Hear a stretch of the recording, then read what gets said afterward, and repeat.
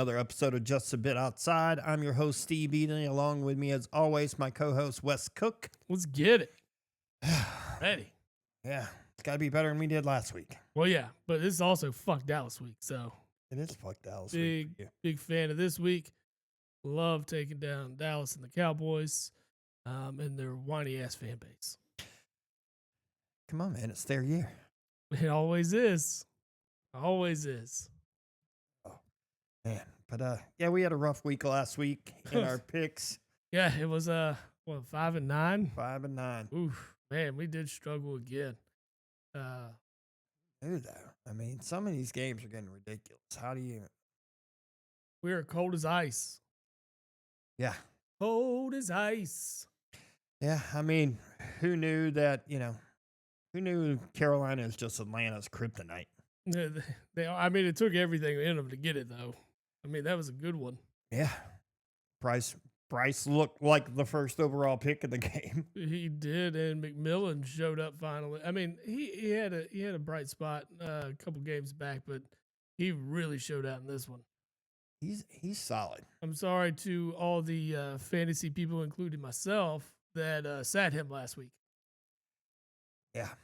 Yeah, that's one of those that had been on the bench. I'd been like, man. Yep, that's how I felt last week. I was like, damn it. Could have used those points. My fantasy team just sucked last week, both of them. I mean, I won in our league, but I won by scoring like 73 points. I was on a heater in our league, and then I lost last week. My other league, it's bad. Yeah, bad. I need to hit the come up this week so I can solidify my second place. Bob's already clinched the playoff spot. I think if I win this week, I'll clinch a playoff spot. So that's the hopes. I'm battling. You're 6, aren't you? Yeah, but 6. I played the That's guy. the line. I play for the guy. I'm playing the guy in 7th this week. Oh, this is do or die week. Then. Yeah. I'm a game up on him at the moment. If he wins. What? Top 8 is where you're safe. From. Yeah, that's the safe. Oh, I'm very secure there because I think the 8th place guy is like 3 games back or something. Okay. So I'm feeling pretty good on the punishment side. Okay, yeah, we're staying out of the punishment realm. Yeah. It's but once you're in the playoffs, it don't matter. Yeah. Anything can happen. Yeah. Anything can happen. Well, I mean, players get healthy. You got other guys that get hurt, and you look at Bob's team without Jonathan Taylor. I don't know how great his team would be. Jonathan's been carrying him. Good. Yeah, whoever has Jonathan Taylor this year is probably at the top of their league, just because the guy's pulling 30, 40 points a week. Yeah. And when that's happening, and you're getting that out of one position, I mean, yeah, you're going to do well. You're more than likely going to win. Yeah. No, there's Bob with the draft pick of the year right there. I would say probably the same for a lot of Saquon guys last year. Yeah. Yep. But I mean, Jonathan Taylor is just the next level above that this year. He is fucking killing it. He's killing it. He, at this moment, is probably MVP. I would say, yeah. I mean, because you got to look at it like defenses have to account for a decent pass game now. They can't load the box because Daniel Jones does a good job. So that's making defenses play them completely differently than having passed, and it's allowed for Jonathan Taylor to really shine. I didn't see it coming for sure. Not this kind of output. No. Did not see it coming, but kind of happens like that every year. There's always that surprise guy that just Jonathan Taylor isn't good, right? But just this good. Yes. To lead the MVP race right now. Yeah. I would say he's got to be. He's head and shoulders above everybody. There's not anybody else I can look at and say, okay, maybe him. Maybe Matt Stafford. I mean, Matt Stafford looks great, but like I said, but Jonathan is he's on another level right now. I mean, you look at all the teams and everybody that is out there. It's just it's a tough. I think Stafford's probably the closest guy to him at the moment. Right. If I had to guess. Yeah, I mean, and 3 weeks ago, you might have said Josh Allen's back up for it, but these last 3 weeks, he's been up and down. And I mean, last week, he had an amazing game. And then last night, just a dud. Yeah. Yeah. He was, but I mean, like we've said all freaking year, Houston's defense is legit. Yeah. And they keep proving it week in and week out. Teams have a tough time scoring against them. Dude, Anderson is just turning into a beast. Oh, that was probably them trading back up to get him. No, that was smart. I mean, aligning that alignment of C.J. Stroud and Anderson in the same top 3, wasn't it? Yeah, something like that. It was crazy. It was worth it. They did right. Well, they had the equity, the draft equity to trade away to do that. You know, I don't think Jerry Jones is smart enough to do something like this. No, but yeah, I mean that's a model to kind of look at there, as to how to successfully use your draft equity when you're sure of certain people. And like we said, you know, C.J. Stroud was the hit of that draft. Yeah, and he's been coming back on lately until his injury, of course. That concussion is, I think, held him out again last night. It did, and they're hoping to bring him back in 10 days. Yeah, they I watched the majority of the game last night, and they just stifled. Yeah, Allen, like they were all over him. He couldn't really do anything. I thought he was holding on to the ball too long. I thought he was staring down receivers a little bit. There was a play, I think it was in the second quarter, where hikes the ball and he is looking right the entire time. If he just looks, and I think he takes a sack on this play, but if he just looks left, Cook was wide open. There was nobody within 5 yards of him. Granted, it was just a little dig route, Well, yeah, but it's better than a sack. Yeah, it's better than a sack, and he probably would have got a 10-yard gain out of it at least. Yeah. And it just looked bad. Well, it lengthen the drive when you do the little things like that, right? Mm-hmm. And that's what you come back and look at, like the Eagles offense. And I just state that because, you know, everybody wants to say there's an issue with it. But it does come to a lot of times where Jalen Hurts holds onto the ball too long, where he's either staring down receivers or he's not making the reads that he needs to make, which is, you know, not what he was later in the year last year. Yeah. That offense was explosive in every capacity, in every way. And now it's like he's reverted back into a lot of that type of play that everybody was holding against him earlier.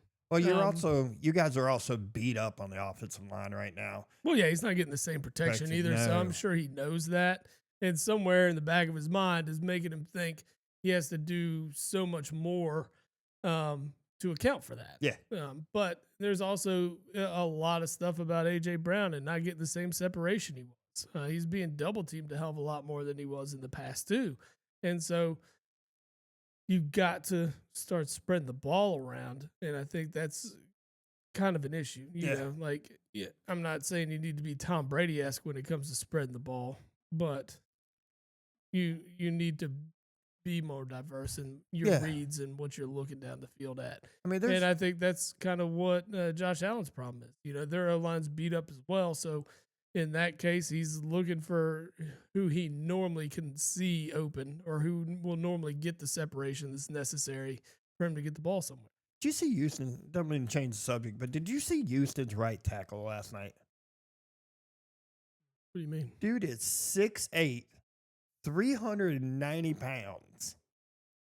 They'll shore up the line as long as he's got the foot. Dude, he's been in the league like 7 or 8 years, so he's been around. But it was just like we were watching a game. And don't watch a lot of Houston games, so it makes sense. Yeah. I saw it, and I noticed it last night, but we're sitting there, and Jen's like, look at number 77. I'm like, guy's gargantuan. Dude, like, I'm like, yeah, it's an offensive lineman. He's probably pretty big. And I get up and look, and he's just towering over everybody. And I'm just like, damn, he's a monster. Mm-hmm.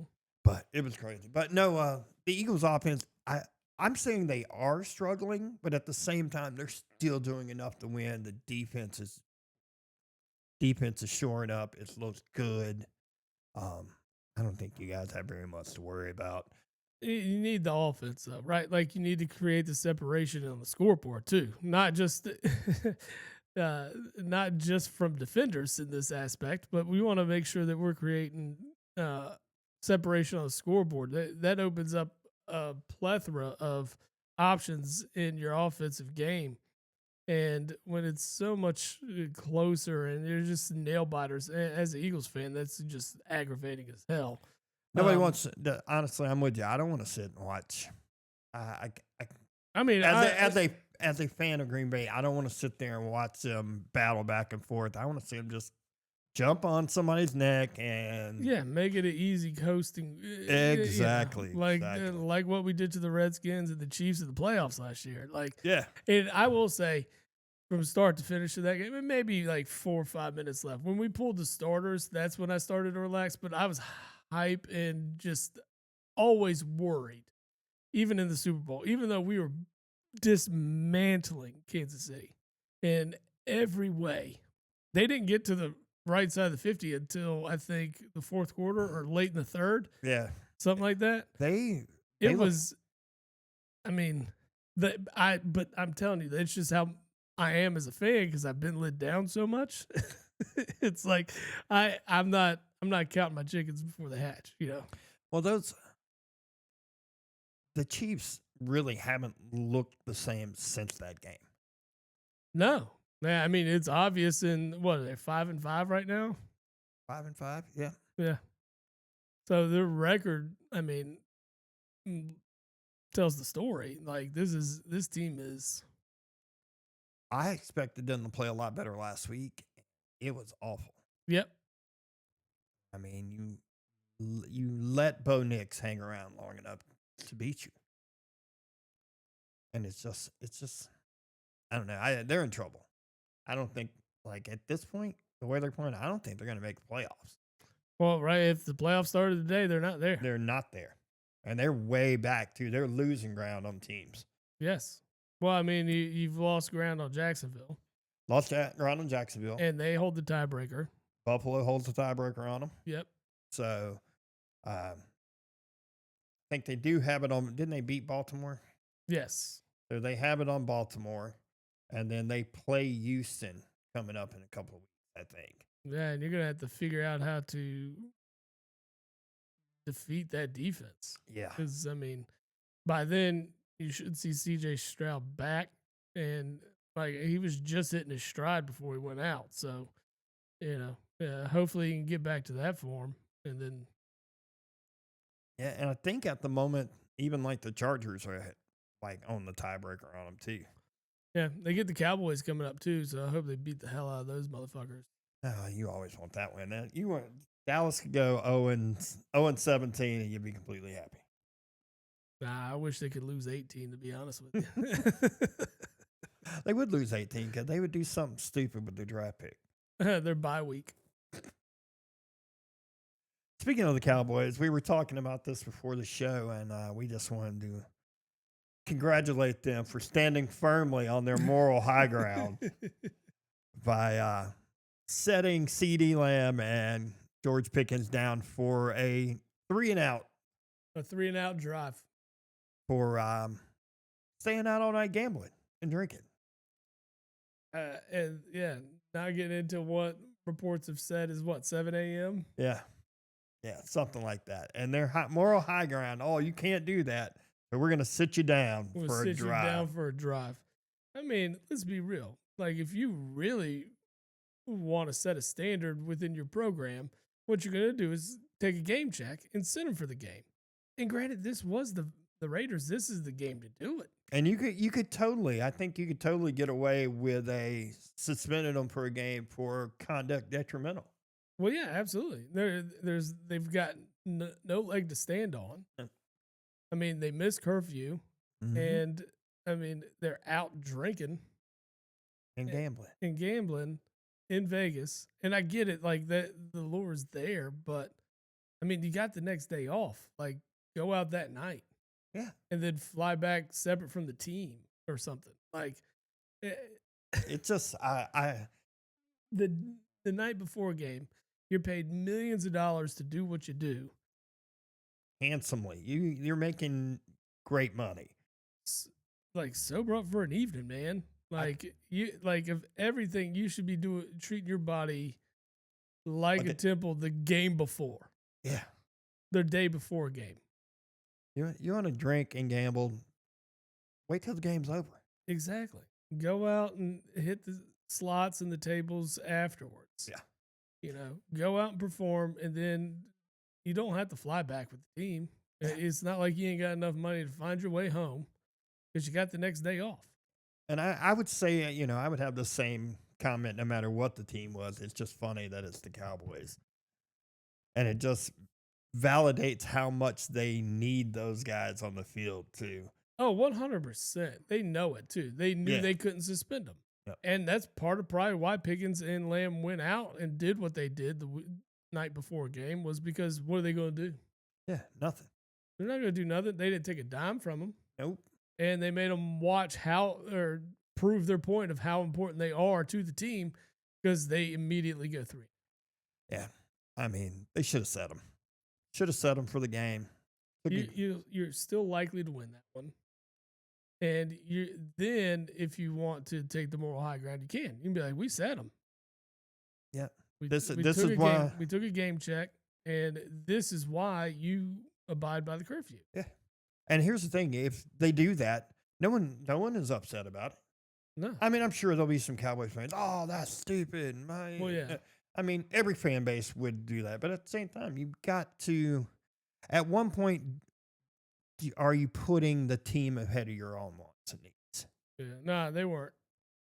But anyway, you want to go back over last week, or we just want to move forward? We're going to excuse that one. Let's pretend that didn't even happen. Okay. Let's 4 times a charm. I hope. I hope you were giving me crap about. Oh, it's every week that you put it in, and No, the last 2 times I put it in, last 2 times you put it in. Maybe it's 5th time a charm. I think we're on a 4-game skid. we're on or a 4-week skid. skid. Yeah, it is bad, sir. Like we consider it a win when we finish over 500 for the week.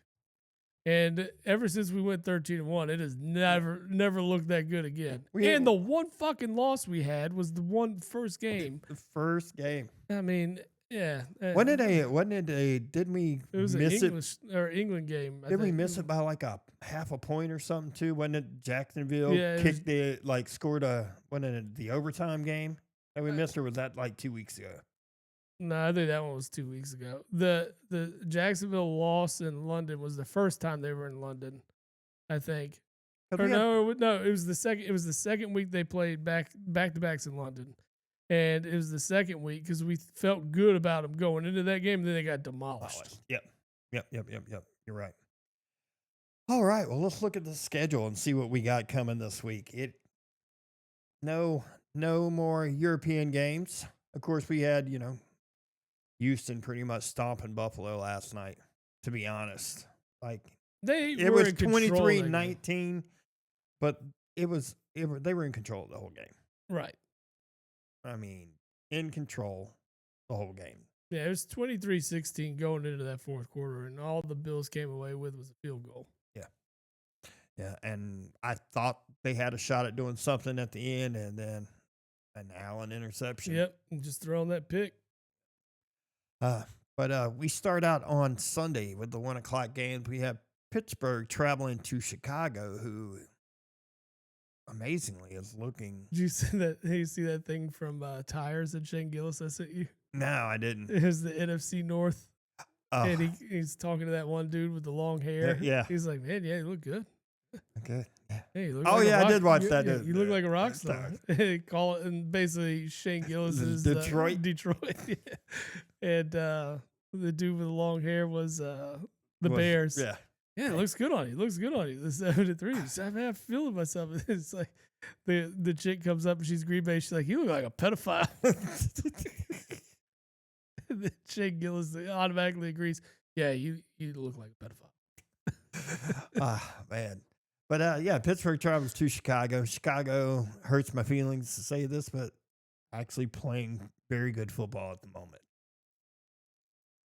They are a 2.5 point favorite by ESPN Bets, and honestly, is Aaron playing this week? Are we going with No, is I think Mason is Rudolph Mason is the Rudolph? savior this week. Yeah, Oh well, then I don't. Rudolph in to save the day. I don't want. I don't like picking this, but I like the Bears to cover the 2.5. I do too. Yeah, I mean, there's nothing about Mason Rudolph that screams, let's throw my money at it. Yeah, never. Yeah. Um, The only thing I'm throwing money at is the guarantee that Myles Garrett might hit him in the head with a helmet at some point this season. That'll be about it. After that, we have New England traveling to Cincinnati, who might get Joe Burrow back. Yeah, not expected this early. But Burrow had a full week of practice this week, taking reps with the first team. Flacco being questionable this week. It looks like they're going to pull the trigger on Burrow. I still like New England to cover. Yeah, 6.5 absolutely against that defense. Well, Jamar is also not playing this week. He cannot. Him and Jalen Carter have a lot in common. Yeah. Just stop spitting on dudes for I know. real. I'd almost rather you throw hands. That was like a. I think even if you threw like one punch, they might not even suspend you. Like they wouldn't. Yeah, I think they just kick you out of the game and that's it. Yeah. But spitting on somebody, man, it's so disrespectful. Like, did you see the flop this weekend? Was it the Monday night game with the Cowboys where the that wouldn't surprise me. If it was where the Cowboys. Raiders guy like kind of just pushed him and like 2 seconds later he was all like and like fell down. It was a big ass offensive lineman too, and I'm like, come on, dude. Like you clearly see you acted. And when you know you're reacting too late, like don't try to sell it at that point. There's cameras all over the place. You're gonna get called. It looked like a LeBron like. Yeah. Oh yeah, those are, LeBron has never been able to find out find the sweet spot and timing on these flops. No, there's a bunch of dudes. The elbow will swing by his face once, and then it'll come under his across his chest, and then he's like, oh, yeah. It's like, dude, you're like 3 seconds late on this one, man. Well, it's like the SGA has some stuff like that where guys won't even touch him and he just flails and he gets the call. And you're like, what do you call it? It's kind of embarrassing, but he does get the superstar treatment. He gets the superstar, but it's above and beyond the superstar treatment. It's crazy. It's the same. I mean, it is what it is. It is what it is. I probably defend him a lot more because he played at Kentucky, but at the same time, like it's pretty obvious. Like that guy never touched him. There was no contact there, and you're calling a foul? Yeah, I went to a middle school basketball game last night. Of course, our daughter cheerleads for the middle school, so we're going for her and supporting her. But how awful was the game? It wasn't actually that bad. It went in overtime. Okay. And I mean, they scored 50 points to win. I mean, in a middle school basketball game, that's pretty impressive because most of it is scrappy, like in the middle. Yeah. Like you call a foul probably every drive, like every time down the floor because the ball always gets loose. They're handsy. Like there's hands everywhere, and there's only 2 refs on the floor, and it's really, really scrappy. It's a rough game for these kids, and they let so much of it go. And I mean, honestly, like you don't have 3 officials on the floor, so it's really hard to get all the angles. So yeah. I mean, I kind of don't blame them sometimes. I love like watching little kids sports. The best is like T-ball. And they're just running all over the place. Yeah, like they hit the ball and start running to third. Yeah. And you're like, where you going, dude? That way. Wrong way, buddy. Wrong way. Or they hit the ball and everybody from the infield goes like, yeah, it's like no one wants to cover a base, huh? Nope. Man, this guy's automatically safe. Yep. Yeah. It's just funny. It's funny to watch for me. I know they're learning the sport, especially at T-ball level. But it's hilarious. It is very funny. My favorite is always the guy that gets stuck out in right field. We talked about this, right? It's you stick the guy out in right field, then he's not paying attention, right? He's like picking dandelions. And then the ball finally comes his way and bam, right in the head. Yep. And you're just like, yes. Oh man. All right, let's get back to these football. But did you happen to notice that the Bears tickets, $400? Hey man, when the Bears are good, their fans are all about it. No, I get it, but there's not a ticket price within $250. Yeah. What The the next next one? price is Green Bay at 157. No, 181. Oh, there's a for 181 Lions. playing Detroit, playing the The Giants at a 1:00 game too. no. I know. Speaking, and that is the next game we're picking. They are an 11.5-point favorite. Detroit is by ESPN bets. They are a 12.5-point favorite. I like them to bounce back. To be honest with you, Me too. Only scored 9 points in their last outing. I think given the opportunity here, they're going to want to redeem some stats that were missed from last week. Yeah. So they need to pad some of these stats again. And this is how you do it against the Giants team that's probably going to start Jameis Winston again. Yeah, They they are going to start him out. Jackson is still in protocol. Yeah, so surefire 2 picks. Yeah. Calling it right now. Over under. If the over under is 1.5, you take the over. Yeah, I would on Jameis for real. I sent you a video of that today too. There's some funny ass dude just saying, "I love Jameis Winston. He just comes out here and slings it. I mean, like he'll put him on he'll dot him." And then the next one, where the hell's he throwing the ball? Yeah.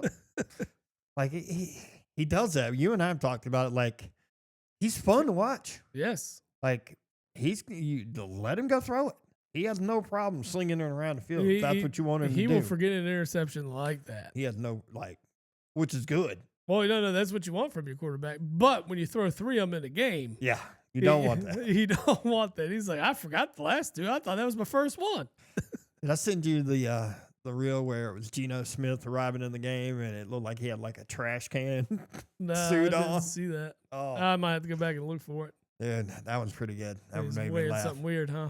Oh, Geno Smith arriving good. If somebody had CGI'd on it, Oh, on him. okay. But it was essentially like a trash. I always can thought that around. about Cam Newton too, but they were real. Oof. He would wear some crazy stuff. Yeah. But anyway, yeah, I've got us with Detroit covering the 12.5. Oh, it's 12.5. It's 12.5 at FanDuel. It's 11.5. ESPN bets and Yeah. DraftKings, because DraftKings now sets the lines for ESPN. As it should, because Yep, the NFL owns part of that now. So I agree. next we have my boys Ooh, getting and a visit from the divisional Vikings. divisional rivalry. I like it. JJ McCarthy's trash. Yeah. He's trash. Well, I mean, there's a reason that Harbaugh didn't let him throw the ball that much at Michigan. Yeah, we know why. He's like I know you saw the reel that one I said where Yeah. everybody's on stilts. Yep, that was good. So I kind of like Green Bay to cover the 6 here. Yeah, this one is not nearly as cold when the Packers played the Eagles in Lambeau. No. Thankfully, this one's looks like game time weather's 43 degrees. Yeah, it's 6 by DraftKings. It is 6.5 by FanDuel, and I still like them to cover. I like him to cover, absolutely. Hopefully Josh Jacobs is good to go. Everything I've read, it looks like he is. I need him to. I got him in my other fantasy Yeah. league. Okay, that's a need then. Yeah. I mean, as long as Justin Jefferson maybe catches a touchdown here, he only has 2 on the year. I would like to see one. That'd be nice. That'd be Yeah. nice. I mean, that was my first round pick, and he has not lived up to the hype this year. At least your first round pick is playing this week. Sorry, Jamar Chase. Dude. Wanting to spit at people. God. Yeah. And you know they're going to catch it. Well, yeah, they always do. There's cameras everywhere. That's These what I'm guys saying. You seem can't to get away forget with it sometimes. anything. Yeah, I know. Yeah. Oh, but no, I like that. I like the Packers to definitely cover here. I could see them easily winning by 10 or more. Yeah. I Yes. think the Vikings have probably flushed the toilet on this season at this point. I mean, I'm not saying they're giving up by any means, but I mean, they're in last place in the division, and they're still, 2 games out. something like that. No, 3 games out. They're, 3 they're- games. They're 4-4. I think 4 and 6. Yeah, they're 4 4 and and 6. 6. Yeah, they're 3 games out From the Bears. yeah, But I mean, they're still right. knowing this division and how these rivalry games are, anything can happen and they can work their way back up. I'm not saying that they are tanking, but what I'm saying is I don't think there's much hope left. They this don't have the football team. running game to support J.J. McCarthy in this way. No, absolutely not. And so that's what makes it so hard on him. Mhm. Next, we go to Seattle, visiting Tennessee. Yep, going to Nashville. Seattle's 13.5 point favorite. Seattle's good, man. They are. No, I mean Sam Darnold. I mean, is granted he has increased the interception count this year, Yeah, but they still score. Smith and Jigba has shown up in a big way, almost 1,200 yards on the already. I know. At one point, he was on pace to break the record, but it's actually fallen off the pace. Yes, yeah. They've had a few tough matchups here recently. But he's unreal. I mean, I hate, you know how we feel about Ohio State. Neither one of us are big fans. Right, yeah. But if they are not wide receiver you at the moment, then I Yeah. don't know. Tell me who is. Yeah. Maybe LSU. But I mean, right now it's literally. I mean, you could say LSU with Justin Jefferson, Jamar, Brian Thomas Jr. Yeah. But I mean, I don't know what's going on with him. Like, I don't get it. I mean, especially when the team is doing so well as of recent, like you figured he would be a contributor to that. No, But it's more like a decoy out on the field right now. Yeah. But no, I don't know what that's a 2 touchdown thing. Yeah, it's 13.5. And watching the Titans, last week keep it so close, like they're still pretending to play for something. I don't know what they're pretending to play for. This goes back to, you went and got your quarterback, but you have nothing else. Yes. I'd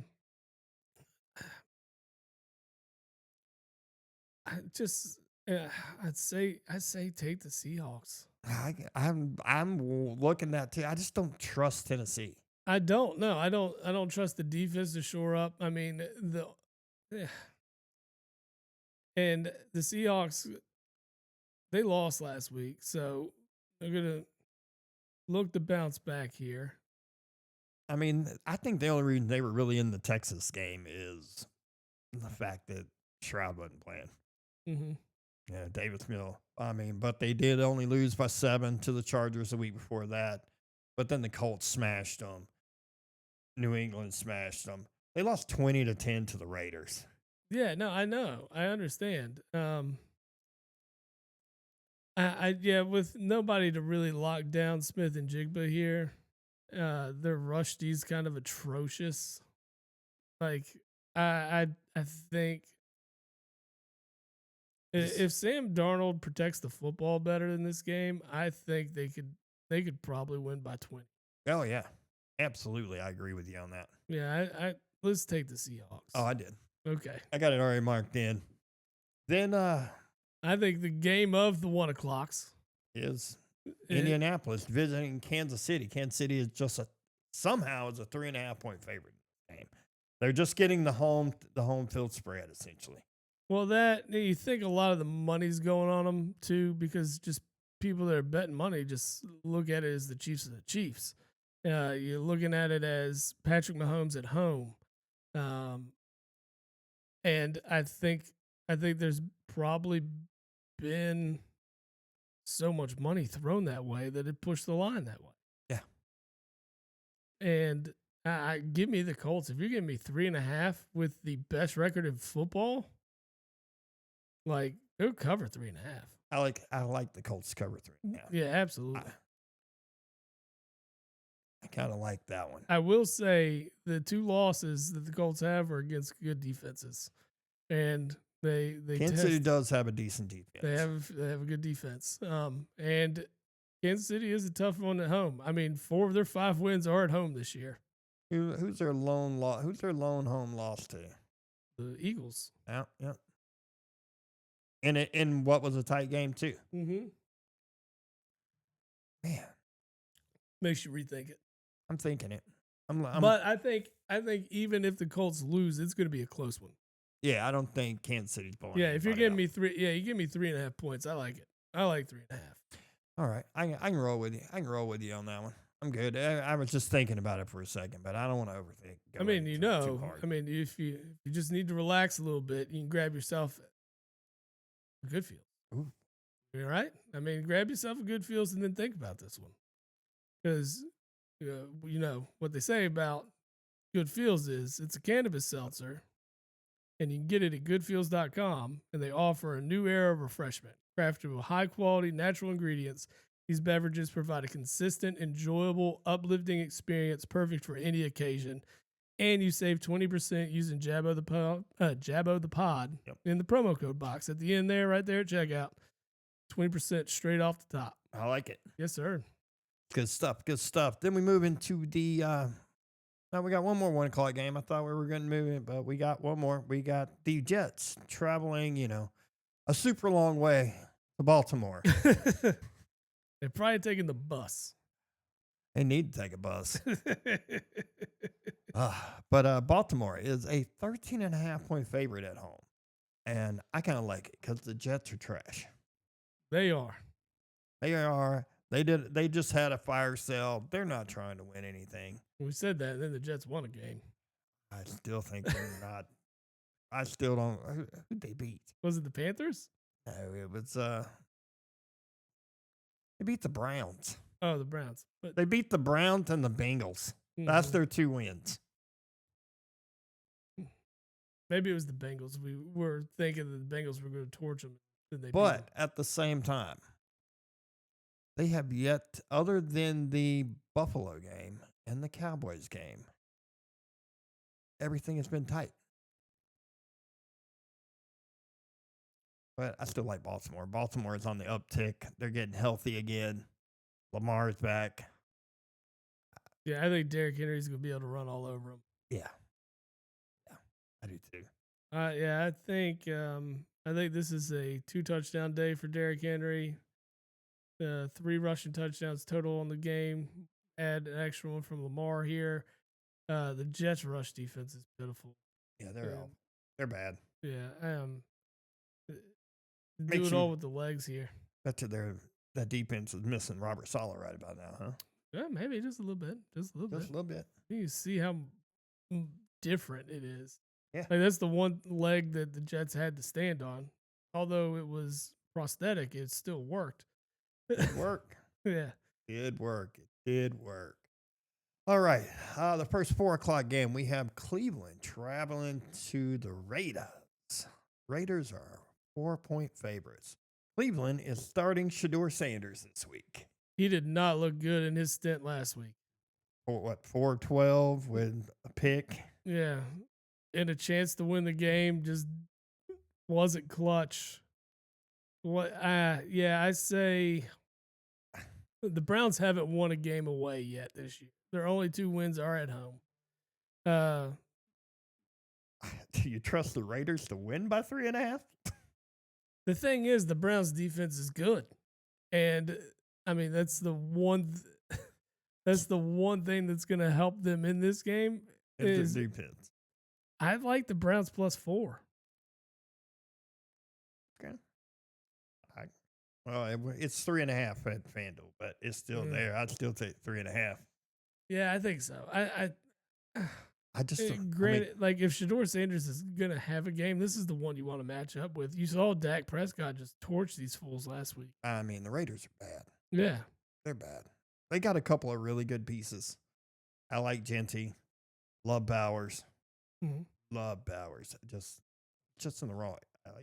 Just on the wrong thing. you just need a quarterback. Geno Smith is not it. No.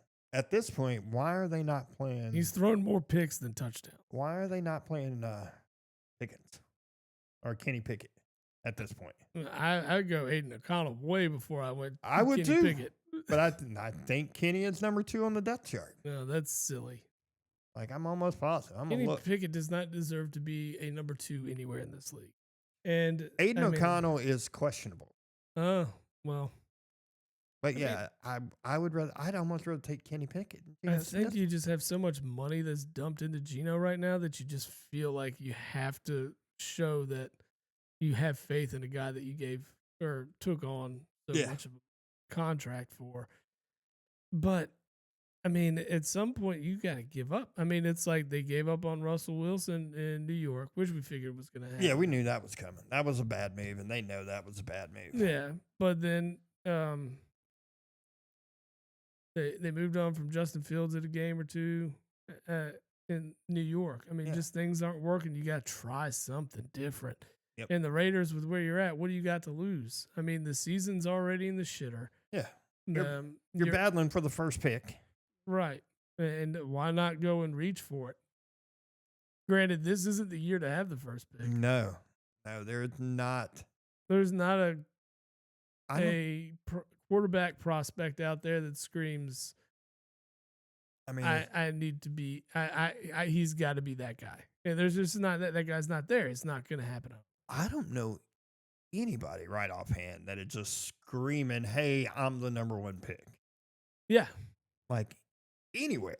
I mean, there's a lot of good players out there. Don't get me wrong. I mean, the talent pool isn't, empty, No. but there's nobody that's just head and shoulders above No. everyone else. No.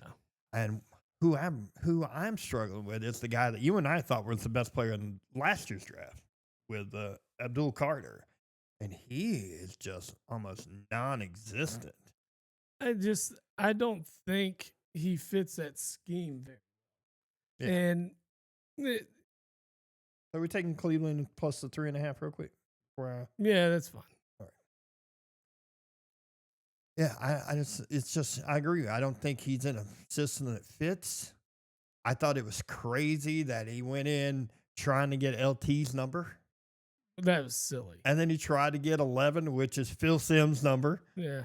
Which are both retired by the Giants. Yeah, their numbers have been retired. Why you're not that guy? Like, come prove yourself and make your number the one they retire. Yeah. That's the way I felt. I thought that's the way I would feel about it as a player. If I were to go in, like, I would want it. I would want my number to be the one that's remembered. Yeah. As the all-time great to wear this number. Well, his problem was he was 56 at Penn State. I get it. But, like, you're not getting 56 with the Giants. Ever. He's probably the best linebacker of all time. Yeah. Yeah. I mean, really, just at least he is what made linebackers who they are today. Yeah. He was that first one. He changed the position. Yes. Yeah. The only other linebacker that I could kind of even remotely put close to him would maybe be Derek Thomas. Derek Thomas is maybe. Up there. Yeah, I would agree with you. It'd be, but they were kind of right there in the same time frame too. Like one's ending, one's beginning. Yeah. It's like they're kind of together in that aspect. And I mean, there's a lot of other guys. You look at Ray Lewis was fantastic. Different type of linebacker. Well, yes, of course. But and then you look at Luke Kuechly. He was fantastic, though his career was shortened. He should be a Hall of Famer. I agree. Easy. Just the output that he had in the limited time he was out there. But you look at those types of guys, and those guys are. I mean, you just. Why don't you want to make a name for yourself? If is it Patrick Willis? Mm-hmm. If Patrick Willis was great too. If he's in the Hall of Fame, Luke Kuechly should easily be in the agree. Hall of Fame. But But Shedeur, back to the Vegas game. Shedeur playing that this is the game you want him to start. Maybe we see something. Maybe we see something better. Because, I mean, last week you're bringing in a guy who's had 0 first-team reps all year. That's true. He's getting them all week this week. And he's got them all this week. So he gets better prep. I agree with you there. That's one thing that, a lot of people will forget is the guys don't have much rapport with any of these guys when they come in because they don't get those reps. Now they'll get a week worth of reps with these guys. Hopefully that'll build something for him to work with. He gets a week worth of reps with trash cans is what he gets. I mean, Jerry Judy's his best option. Yeah, that's it. Njoku's not terrible. No. I mean, you need Judkins to be able to run the football so it opens up the passing game for you. And if Judkins has a good day, I imagine Shedeur Sanders will have a good day. I agree with you on that. Yeah. I agree with you. Next up, we have Jacksonville traveling to Arizona. Jacksonville is a 2.5-point favorite by FanDuel, a 3-point by. Sign me up. Yeah, I like Jacksonville. Arizona is just not good. I feel like they will be moving on from Kyler Yeah. absolutely at the end of this year. So a lot of guys with big contracts. This could be an interesting. I mean, does somebody give Kyler a look? Does one of these other teams that are quarterback needy give him a look and think, hey, we can fix this guy? Because when you got a guy like, I don't think so. I really like with the price tag that you have on him, with the weapons that he's been given in Arizona yeah, and still not able to capitalize, it makes me think that he's nothing more than a journeyman backup. yeah. And who wants a 5'7" backup quarterback? Nobody. Not, there's so many other options out there. It just doesn't make any sense. Um, next on the docket is your game, buddy. Yeah. Yep. Fuck Dallas week. It is. Dallas is riding high after that big blowout of who we just talked about, the Raiders. They act like it's world changing for their season, that Dak is unbeatable now, and that they're going to run the table and make the playoffs. I don't see that No, sir. happening at all. That defense is still bad. They haven't. And they played Geno Smith for God's sake. Yeah. Like the offense that they played is led brutally bad by Geno Smith. Let's just talk this. Let's just talk Dallas's wins. Okay. They barely beat the Giants. Mm-hmm. They beat the Jets. Mm-hmm. They beat a Jaden Daniels-less Washington. Mm-hmm. And then they beat the Raiders. They have not beat a team with a winning percentage of 500 or more. Yep. And they actually lost to the Cardinals, who is not a very good team. No. I mean, now do I believe the Cowboys are better than they were at the beginning of the year? Sure. Yeah. Absolutely. I mean, they made some trades to shore up some things on defense, to improve the defense. I don't think it's improved it enough. I mean, granted, we only have one game to kind of see what those improvements were because they acquired these pieces before the trade deadline and their bye week. Yeah. So the only thing you get to see, the only picture, the only film you got on it is that Raiders game. Should Cowboys fans be excited for picking up Williams? Absolutely. The guy's a stud. Yeah, he's a run stopper. That's what the guy does, and it makes sense that you want to shore up a weak part of your defense. But the thing is, there's so many other weak parts of that defense. Yeah. This defense is JV level. Once you get past essentially Williams and OC and I'm having a complete brain fart on the guy they got back in the Parsons trade from Green Bay. Mm-hmm. Once you get past those guys, there's nothing on the back end. Right. Like I still believe like Bland's still hurt, I think too, which doesn't help them in any way, shape, or form. Even though he was just fortunate last year, you don't get that kind of stuff. Let's see. Well, I mean, they sell out for picks, right? And you're either getting torched or you get an interception.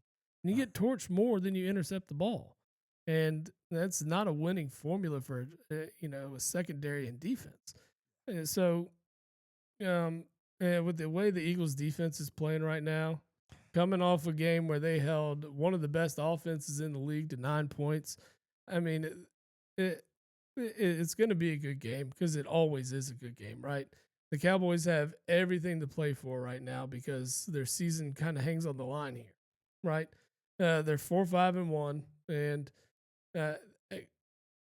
by the grace of God, they're second in the NFC East. But it's not going to assure you. It absolutely isn't going to assure you any kind of playoff hopes because of how strong the NFC North is. Yeah. So your hope is to try to get back into this divisional race in some capacity.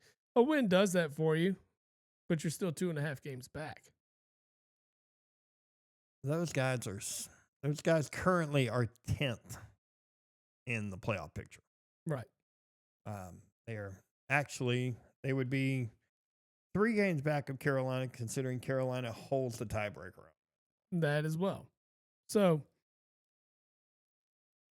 as long as the Eagles defense continues to perform and holds offenses in check like they have been doing, then I don't see the Cowboys winning this one. Um, No, I've already marked it as Eagles covering the 3.5. yeah, I mean, and it might come down to a field goal or whatever. I think this is also a game that our offense has an opportunity to click in and do put together some drives and score the football more. This could be a big Saquon week. It can be, absolutely. This is the opportunity to change up the playbook and get everybody involved and Right. put all this bullshit in the media to rest. All this talk, all this crap that's going on. You do it in a rivalry game in Dallas on the road, and you say, "Look, our offense is fine. Everybody's happy. We just beat Dallas again." You get the season sweep of Dallas. No one's talking. Yeah. Everybody's happy, and you walk out. So you got a lot to play for here too. Not only is it the number 1 seed we're talking about, which gives you home field Field advantage advantage. throughout the playoffs, which is a huge thing for Philadelphia, is having that home field advantage. It means the world in the playoffs, because the playoff atmosphere in Philadelphia is unlike any other place, and it makes it a very difficult place to play, and and it means that much more because it's giving you that much more of an advantage in a game that you need that to make it to the Super Bowl. I mean, it definitely helped them last year. Oh yeah, 100%. Look at it from the year they won the Super Bowl. Yeah. The home field advantage is a big thing, especially when you have a home field advantage like Philadelphia does. Yep. Next, we have a game that I have no And fucking idea. how can you go to a Dallas and Eagles matchup for 60 points? I don't know. That's crazy. Mm-hmm. But Yeah, yeah. but we could talk about this game all day, of course, but We can go to Arizona and Jacksonville game for 16. that sounds like a good deal. Yeah, how boring you'll be. Well, with all the money you're saving on tickets, you can definitely drink more beer. Touche, sir. But yeah, the next game, I have no idea. Like, I don't know. And that is the Jaguars. Falcons traveling to the Saints. Oh, we took the Jags already. Yeah, we took the Jags. Yeah, okay. We Yeah, took we the talked Jags. about that. I got lost in the sauce for a bit. Yeah, we got that one. Yeah. We got the Jags covered. Okay. And then I got Eagles covering. And then now it is Atlanta and New Orleans. And I have no idea. None. Because Penix is out. Yeah, we got London's out. Kirk's back, baby. Kirk O'Chains. Ugh, it's scary, my brother. It is scary. Yeah, this one, the Saints sometimes come up, and maybe that's the reason they got a 2.5 point favorite. Or they are the 2.5 point favorite at home. The Saints defense is not great. No. But the Falcons are beat up too. without some without their best weapon. Yeah. Um, Like, this is one of those you almost just flip a coin and whatever it lands on, it's who you go with. Because I don't trust them. I don't trust Atlanta. I don't trust New Orleans. I don't trust either one of them. flip a coin. I don't have one on me. I don't have one on me either. Oh yeah, dude. Here's one. We'll let fate decide it. It's a Treve Brewing free beer coin. Good Yeah, for one beer. I got 2 of them right here. look at you. But yeah, we'll flip this. The Treve side is heads. Tails is the beer side. Okay, we will Uh-huh. give New Orleans the tree side. Yeah, Since it's- they're the home team, we'll give them heads. Yeah, home team is heads. So Saints. And Ooh. we're going money line. Yeah, I'm going money line. I ain't taking no points on any of it. It is Falcons money line. All right. I have no problem with that, considering they are the underdog. So if they Yes. do win, Yeah, it's 2.5. It's 2.5 on ESPN. It's a point and a half. Yeah, it's a toss. Yeah, it's Like that's what we just did. It's a coin toss. now probably going to be the most interesting game of the one of This is a very important game. it is for both teams. Yes. This has a lot of implications around the whole. I mean, uh, both of their playoff aspirations, divisional aspirations, everything, and they're not even in the same division. Nope. But Sunday night football is going to be good football this week. You got probably one of the hottest teams in football right now, which are the Rams, and and you still, I mean, it's a tough one because I mean you got the Seahawks are there still, Yep. right on their heels. San Francisco's not going away. San Francisco won't go away as they get healthier too. I Yep. mean, Brock Purdy's back, Yep. so And looked great last week. yeah. And so, I mean, these things, the Rams want to continue the trend. They're a 7-point favorite. The Bucks have kind of hit a skid, and the Panthers are on their heels. Yeah. They're only, like I said, they're a half a game, essentially a half game back because they're a game up in the loss column. Right.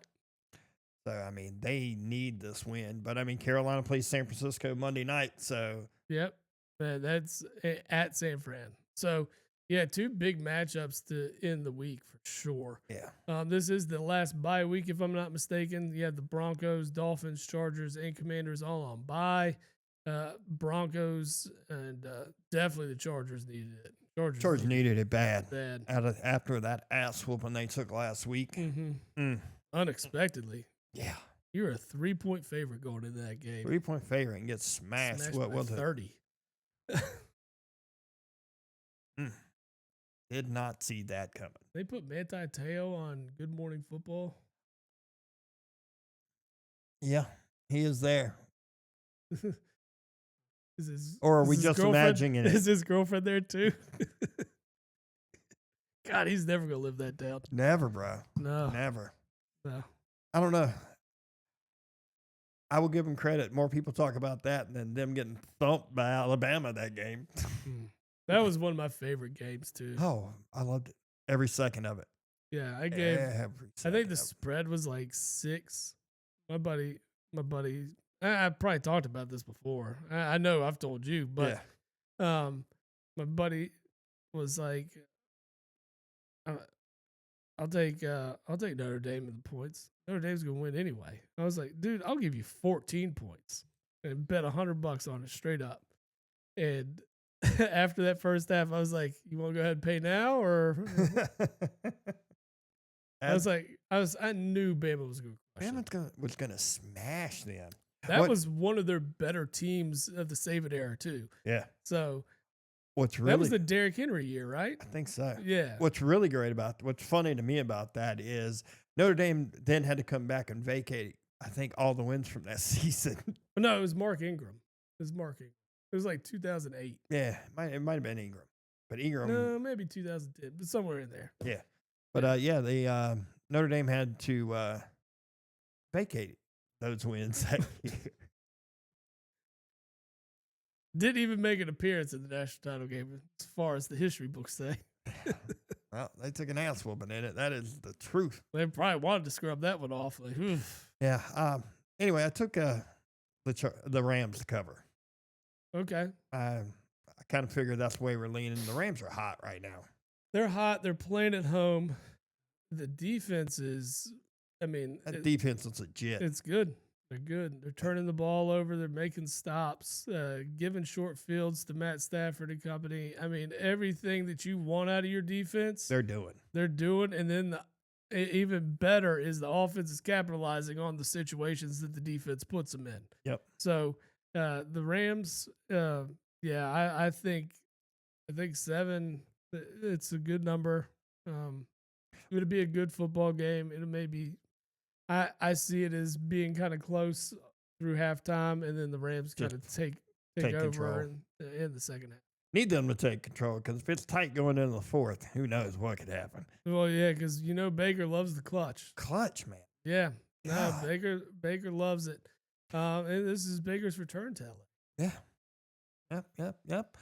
Then we move to Monday night, where we talked a little bit a minute ago. It is Carolina traveling to San Fran. San Fran is a 7-point favorite in this.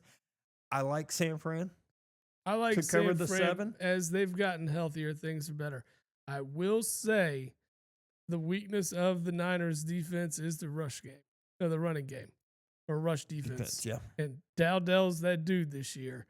How? You I can- still don't know, Yeah, but you can lean heavily on this guy, and crazy. You can, but I would be more interested in Carolina plus 7 if it was in Carolina, but with them traveling out west, just not a good trip. That's not a good road trip. no, it's not. I mean,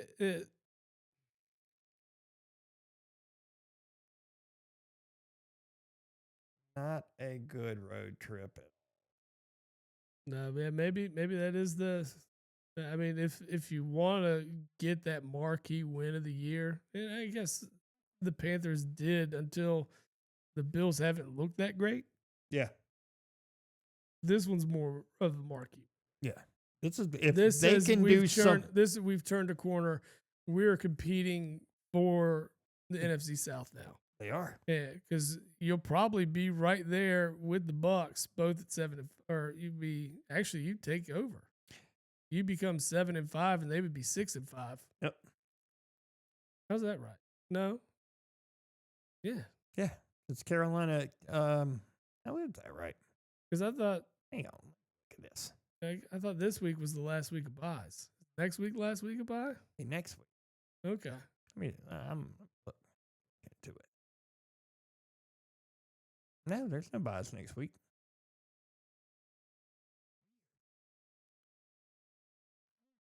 How are they off? Nope. It's the week after. Oh, Carolina hasn't had their bye. San okay. Francisco hasn't had their bye either. Yeah, they both have 11 games. Yep. That's Okay, what it that's is. where we're at. That's what it is. I knew there was. Yeah, Weird. I thought that was done. Yeah, the Giants haven't had a bye yet. Patriots haven't had a bye. And of course, on Thanksgiving week, they're not going to let anybody. No, what's funny is Dallas and Detroit get to play on back-to-back Thursdays. They're playing on Thanksgiving, and then they play each other the following Thursday. Hey, it's still a week break one way. It is. Look It at is it good either on way. them. Yeah. Well, it kind of sucks. It's usually that Thursday game you get a You get the 10-day 10-day break, but they'll get it after the next Thursday. Yeah. So. But yeah, so we have not too terrible. Our $10 wager, if we hit. Yeah. How is that possible? There's no way that's right. What did it say? Really? That's all it is this week? What is it? 12 games? 13. 13. 13. And that's where is that? Updating.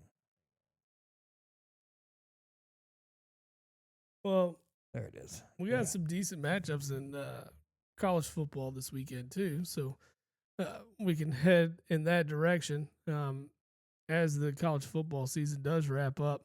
We are here to remind you that Old Glory has got all your college football merch that you need to end the season. Old Glory offers over 300,000 items for music, sports, entertainment, and pop culture fans, featuring officially licensed merchandise from iconic bands and top sports teams. Discover your perfect fan gear, and you save using the Jabbo the Pod and the promo code box at checkout. That'll get you 15% off any of the gear there. Go ahead and check them out. And I had to clear this thing out because it wasn't updating for some reason. I just want to make sure I got these right. We had the Packers to cover, Bears to cover, Seahawks to cover, Patriots to cover, Lions to cover, Colts plus 3.5. Mm-hmm. Correct. Mm-hmm. Ravens to cover, Browns to cover. Browns plus 3.5. Yep. Okay.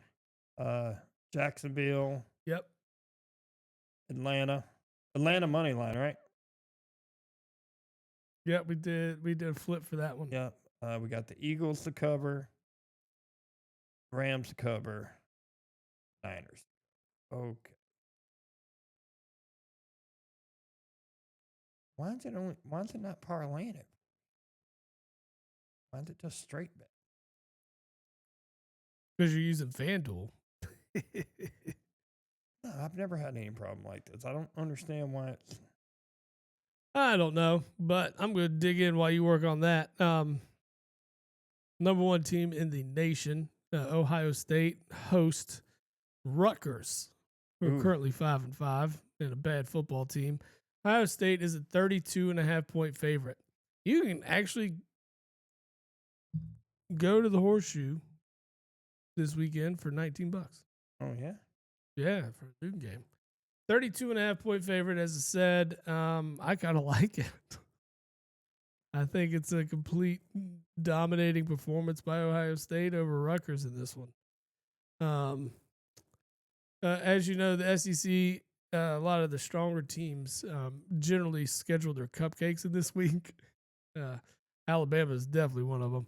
But then, like Texas A&M has Sanford. But you know who doesn't have a cupcake is Oklahoma. Who they got this week? They take on Missouri. Oklahoma does host Missouri. Oklahoma's a 6.5-point favorite. They're coming off that huge win over Bama last week. Missouri's crap. They're ranked 22 in the nation. They're only ranked 22nd because they're in the SEC. Look who they beat. They have beaten nobody. Did you get our parlay in? No. We'll work on it later. Granted, I think what they have why they're rated as high as they are is because they started the year off 5-0.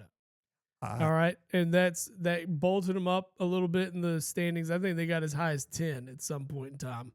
Then they took an L to Bama. Granted, it was a close L, and then they come back and beat Auburn when Auburn was still somewhat relevant, and then they dropped the next two. But the next two they've lost were to Vandy and Texas A&M, and they played at Vandy and lost by 7. Now they got absolutely demolished by Texas A&M. And they have rebounded to beat Mississippi State.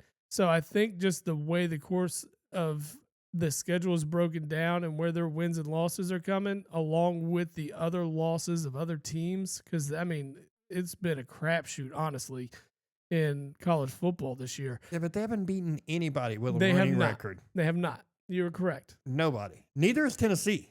Yes. So, like, that's kind of my point is, like, those teams are only ranked because just to kind of help build up the SEC. Are you still upset that 6 teams might get into the playoff? I don't care about the 6 teams. What I'm saying is the only reason those teams are even ranked are because they're in the SEC. That's it. They haven't played and beaten anybody of consequence.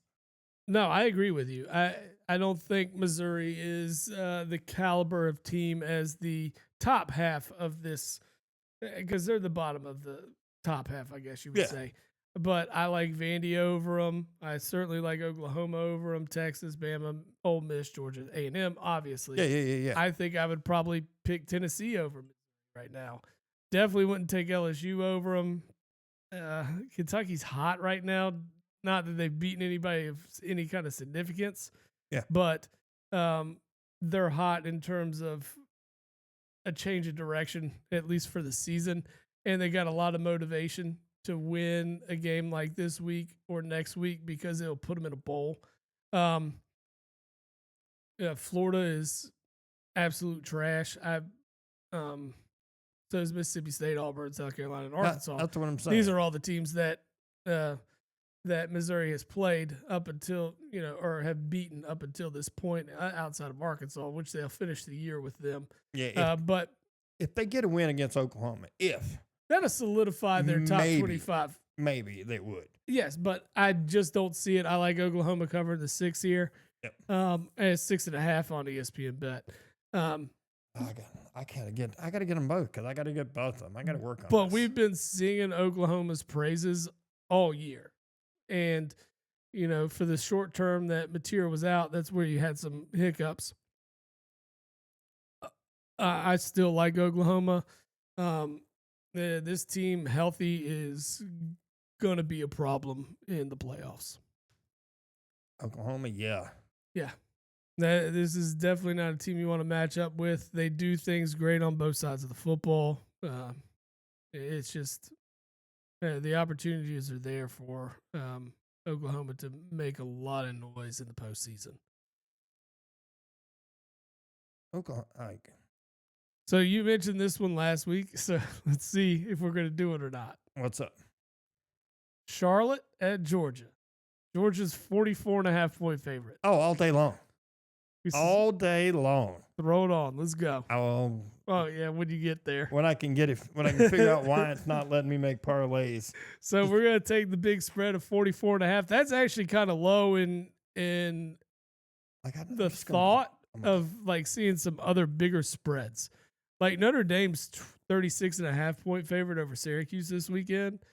And I would like to see ESPN Best doesn't have a line for Bama and Eastern Illinois. As I mentioned, Bama likes to throw their cupcake in here. I bet you it's 50. Easy. I'm just curious if it's more than 44.5. Hang on, I'm going to look. Because Charlotte is 1-9 on the year. I'm just trying to get it. And against the spread, I think they're 1-9. Oh, we got preseason tournaments going on, don't we? Yeah. But I was going to say Green Bay is playing Yale right now, and Utah State's playing Tulane right now. I was like, what? All right, let me get this. See if I can get this NFL thing right. I don't understand why it's not letting me parlay them. It's pissing me off. Green Bay. There it is. Now it's doing it. Thank you. Boom, boom, boom. So can you find me the Bama Eastern Illinois line? Give me just a second. Let me work this one while it's working. One of the good afternoon matchups at 3:30 is USC at Oregon. USC surprisingly holding around, hanging on in the Big Ten. Only have one Big Ten loss, and that was to Illinois at the time. Of course, they also took an L at Notre Dame this year. They've beaten the likes of Iowa, Michigan, all while they were ranked. Our $10 bet is going to pay out $45,000. 45. It's not. Usually and higher. It actually usually between 60 and 80. So that's weird. We took a bunch of favorites. Yeah, we did. That'll do it. And it's still plus 45, 5, 8. Well, yeah, it's still fucking ridiculous number that you don't want to try to even read out. But we've got. Okay, hang on. Now let's get into the college. You want me to see if I can find the Georgia one or the? We know the Georgia one. We need to find the Bama and Eastern Illinois. But back to USC, there's still a chance. 50.5. Okay, you're right. You're right on the money with that one. Actually, that's impressive, dude. Flying squirrel finds a nut every now and then, bud. Hopefully, you find it in the 13 games we bet in the NFL this week. What do we want? We like Georgia. We like Oklahoma Georgia to cover 6. Yes, Oklahoma to cover. Georgia to cover 44.5. How about Ohio State to cover 32.5 over Rutgers? Yes, that's what I said at the top. Okay, and now like I was saying, USC is on the outside looking in of the Big Ten. They would need a loss from Indiana or Ohio State, neither team which they've played yet. But it would also require them beating Oregon this weekend. And they play in Eugene. I don't like their chances. I like Oregon to cover the 10.5.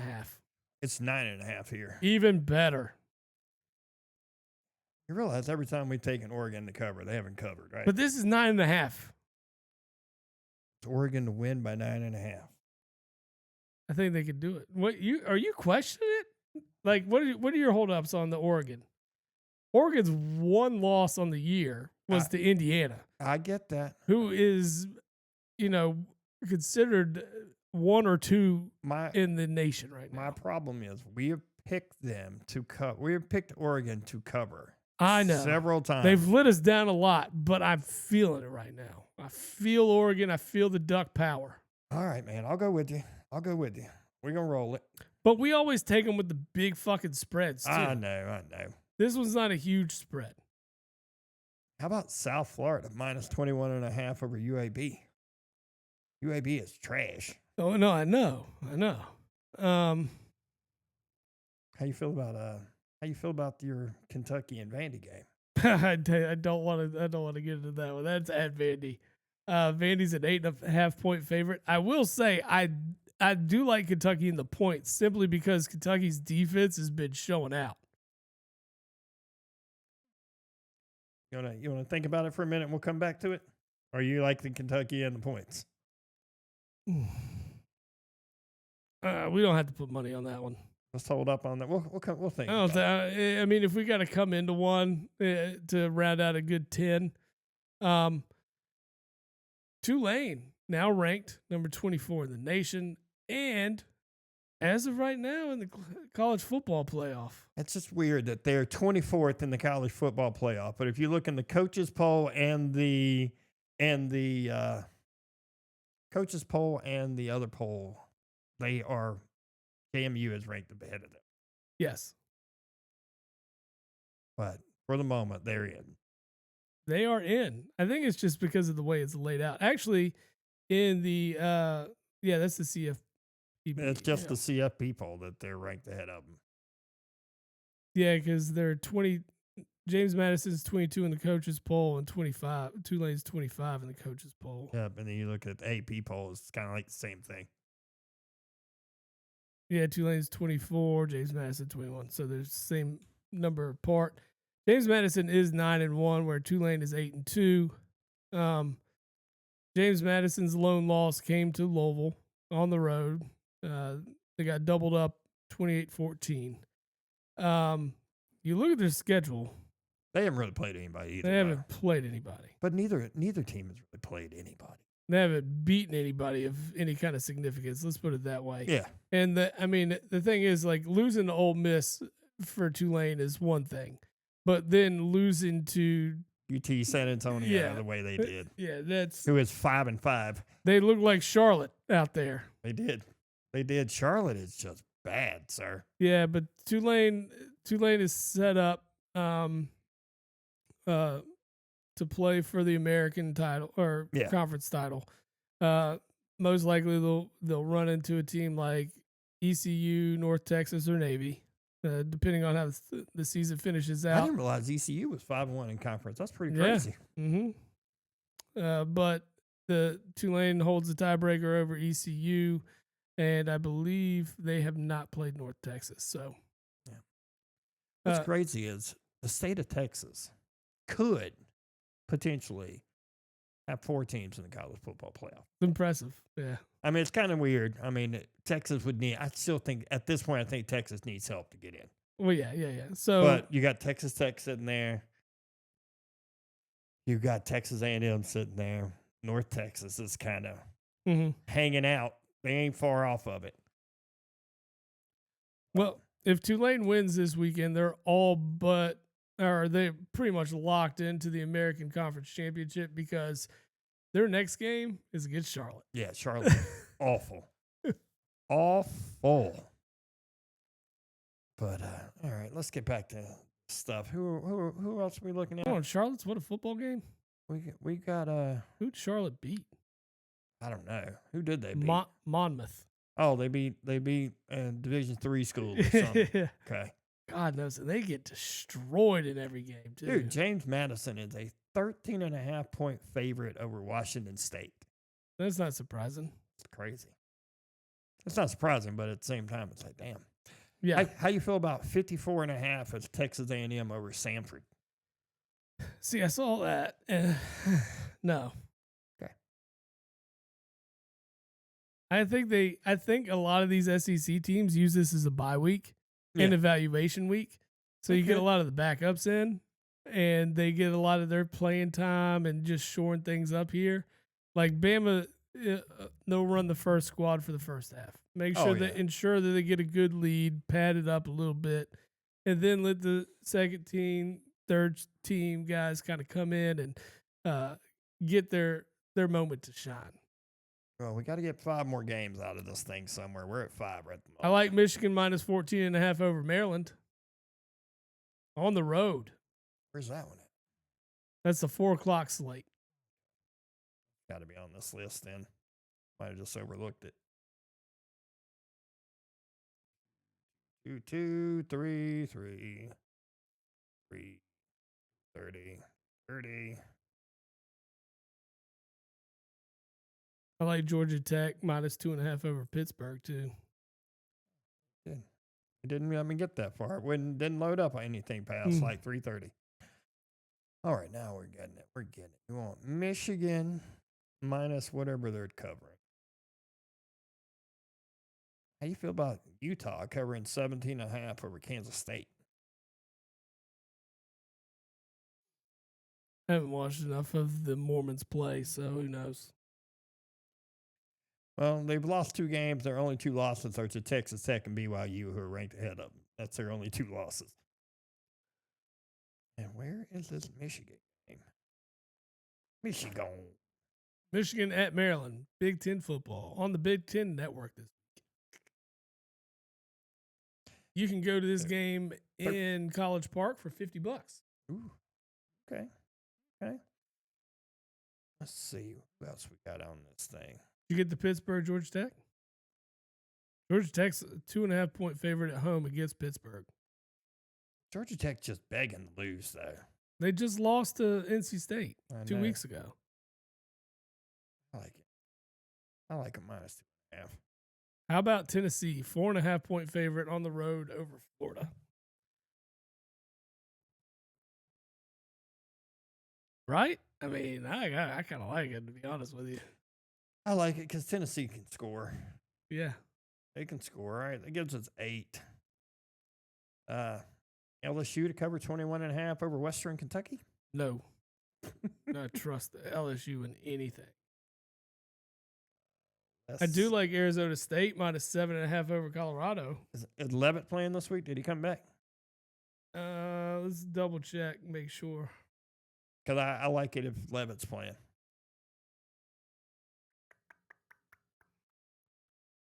Not saying anything here. We taking Ole Miss to cover 9.5 against Mississippi State in the Egg Bowl. Oh, that's next Saturday. Yeah, you've gone way too far. Oh. Man, they don't have any dudes. I bet. See if I can click on it.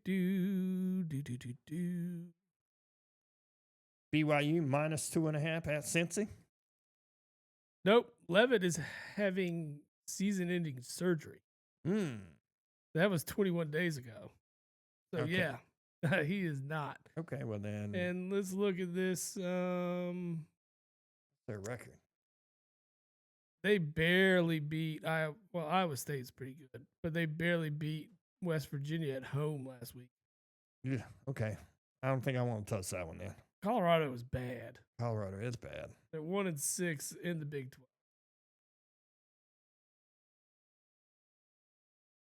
They lost at West Virginia. They got smoked by Zona. Got smoked by Utah. They did beat Iowa State. I don't know how. That's their only bright spot on the year, though. I don't know how. They played BYU to a 3-point game.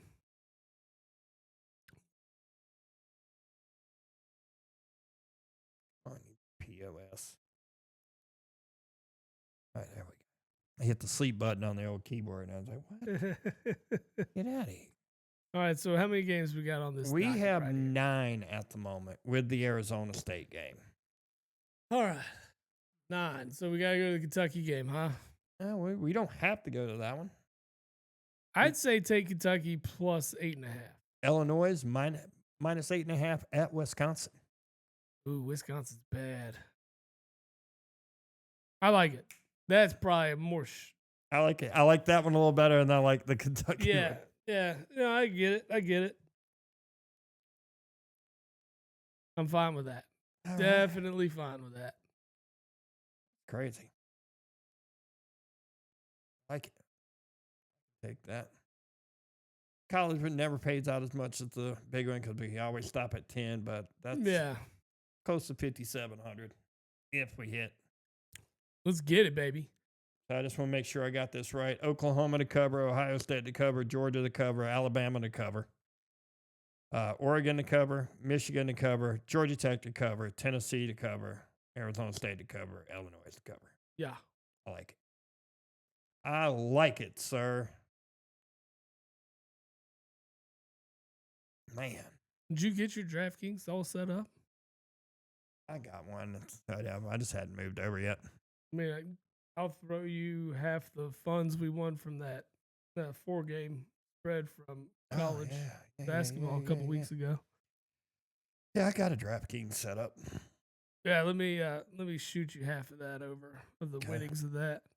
Alright. Speaking of college basketball, this is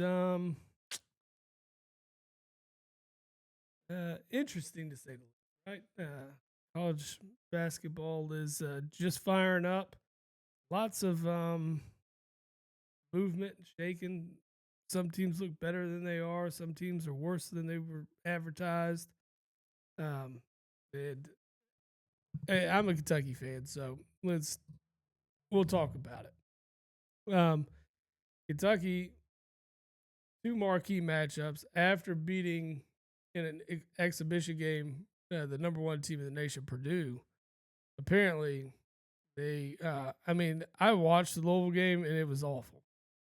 I like the fight that they had to come back twice from being 18 and 20 points down to make it a game. But you don't like the fact. I don't like the fact that you let yourself get there. Yeah. Right? Like, what are you doing in a rivalry game like that, in that situation? And, I mean, you shouldn't be there. And then there was no fight in the Michigan State game. Michigan State, I mean, just dominated from start to finish in this.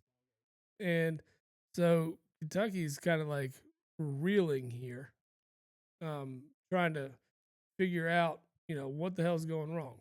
Now, JQ's hasn't played yet, which would be a huge asset to this team. I mean, he's a phenomenal player. And, once he comes back, I think that's going to help with it. Well, you got a get back right game tonight. Tonight, yeah, you're a 37.5 point favorite at home against Loyola, Maryland. Yeah, I mean, and then you get Tennessee Tech next. Right, yeah, and you get these Christmas games when students aren't on campus and all that too. So there's plenty of get right games. Yeah. I get it, but I guess a lot of people, if you don't follow closely to Kentucky basketball, you wouldn't know. But after the Louisville game, Mark Pope said there was some issues, and there was something that had everybody's mind off in the game of the Louisville game. Okay, but he didn't say what it was. So there was a problem. So now the rumor mill is swirling. There's so much I've read that it's just wild. Like, people are confirming it, saying, I know this player, or I go to class with this player, or, my cousin is friends with the coach on the coaching staff, or whatever, blah, blah, blah, right? So everybody has a source. And, they're talking about how players are hooking up with each other's girlfriends and things like that, just causing all this turmoil on the team, and how these 2 players don't like these 2 players, and it's blah, blah. It's like, there's no way this is possible, right? Like, maybe. It's wild, honestly. It is. I just don't see that. I don't see how there could be so many differing stories in this saga of bullshit that's happening. in relation to what happens on the floor and then becoming off the floor. Because, you've heard one player hooked up with this dude's girlfriend, but that player hooked up with this girl, and she was apparently dating this guy already. So there are conflicting stories and stuff that doesn't make sense. So that's why I tend to not believe any of that mess. But regardless, there's still something off in that locker room, and that's causing. If you got that kind of things not to turmoil click. in your locker room, The season's over, man. Yeah. You can't rectify. you can't. You're not fixing that. Yeah, unless there's like this one cancer that you can just immediately get rid of. That's it. Just But like, generally, someone's aligning with this guy, someone's aligning with that guy. You're more close with this guy, he's more close with that guy. And if you kick one of them off, this guy's going to be pissed, and it would never work. So, yeah, we'll do that. We'll get that stuff squared away. I got to go back to support. My account was marked as dormant, so I have to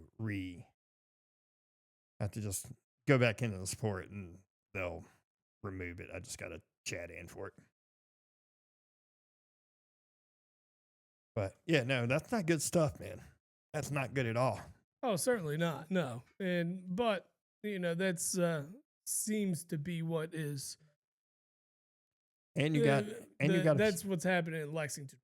you got a which few is big awful. games coming up after your 2 cupcakes too. Yeah, get- as you- always. You get us, Yeah, which get we Carolina. play every year anyway, just about. For the most part, it's been pretty consistent here recently. And then 3 days later, you play Gonzaga. Yeah. Hey, that is one thing you can say about Kentucky. They will never play a weak schedule. No, that's something I like. I mean, there's always cupcakes here and there. Like every college team. I mean, you play so many college basketball games anyway. Yeah, so you can't say I'm playing Purdue, Houston, UConn, Arizona, Duke, Louisville. Yeah. You can't go. You can't go like you could go into the college football and make your schedule like all your non-conference games, like the top 5 four- teams. Yeah. This is how I'm going to build my ranking this fast. Yep. This is what I'm gonna do. It's usually what I do is I go the other way. Mm-hmm. Is I will throw 4 cupcakes. Boom. Guess who's going bowling? That's it. That's the Kentucky way right there, buddy. That's it. I figure because even in simulation mode, that's 4 wins. Yeah. You're getting 4 wins. Yeah, no, I get it. Yeah, you don't even have to do anything and try to pad stats or whatnot there. We're gonna put us a basketball parlay together. I mean, if you want to, We can. certainly can. Here, I'll go ahead and do. Yeah, I'll get that. Let's see what the weekends are looking like. That's what I'm looking at now. I'm looking at the schedule. See what we got. Butler in South Carolina getting ready to tip off. Do not care. I'm just saying that's a pretty good game for this time of day.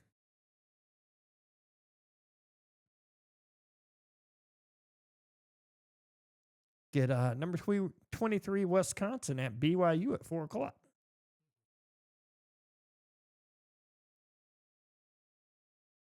BYU and Ban Asta, whatever his Yeah. name is. Got number 5 Duke. By the way, I watched Duke play last week. Cam Boozer is. Yeah, they say he's the shit. I haven't watched Duke play yet. I watched him play, and he had, I think, 23 and 8 at halftime. Oh, wow.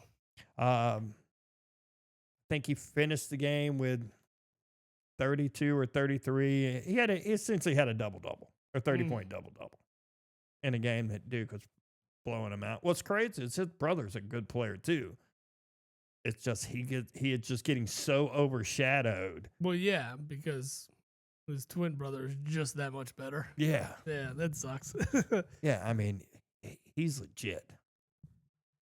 Like I don't like it when I see that stuff from Duke. No one does. No, but holy smokes. Yeah. Louisville was But- an 8.5-point favorite on the road at Cincinnati. I will say that we did beat Kansas by more than Duke did. So Hey, There's a That's- leg to stand on. There's a win right there. Yeah, yes, sir. Yeah, tonight at 6:30, you have Louisville at Cincinnati. Louisville's an 8.5-point favorite. West Virginia at Clemson. Clemson's a 3.5-point favorite. Jackson State at Arkansas. Arkansas is a 30.5-point favorite. I say you take Jackson State. Really? Look at Arkansas's last 2 wins. Me?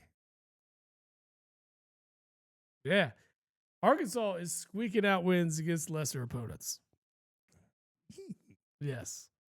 That's the John Calipari way. I might would take the Jackson in the plus 30. Exactly. That's what I'm saying. Am I converting you to the dark side a little bit?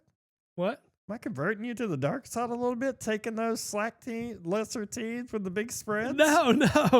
I just knew about Arkansas's recent performance here. Yeah, because I don't even like Kentucky at 36.5-point favorite right now. I do like Duke to cover 39.5 against Niagara.